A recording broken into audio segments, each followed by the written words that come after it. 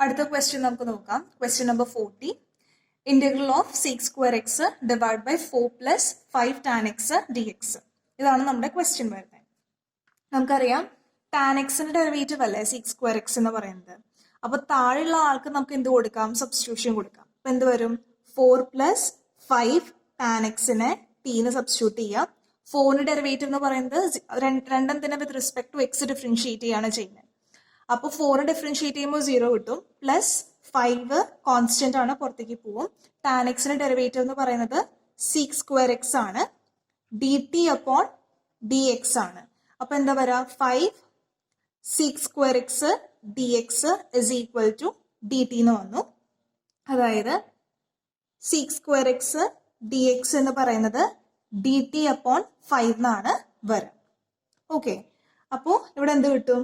D t upon 5 എന്ന് കിട്ടും. ഈ 4 പ്ലസ് 5 ടാൻ എക്സ് എന്ന് പറയുന്നത് ആരാള്? ടി ആണ് ആള്. Okay, t. അപ്പോൾ നമുക്ക് എന്ത് ചെയ്യാം? 1/5 പുറത്തേക്ക് ആക്കാം. Integral of 1/t dt that is equal to 1/5. Integral of 1/t dt എന്ന് പറയുന്നത് എന്താണ്? Log mod t plus c ആണ്. അതായത് 1/5 ലോഗ് മോഡ് ടി എന്ന് പറയുന്നത് ആരാള്? 4 പ്ലസ് 5 ടാൻ എക്സ് ആണ് പ്ലസ് സി. ഇതാണ് നമ്മുടെ എന്തായിട്ട് വരാം? സൊല്യൂഷൻ ആയിട്ട് വരുന്നത്. Okay, thank U.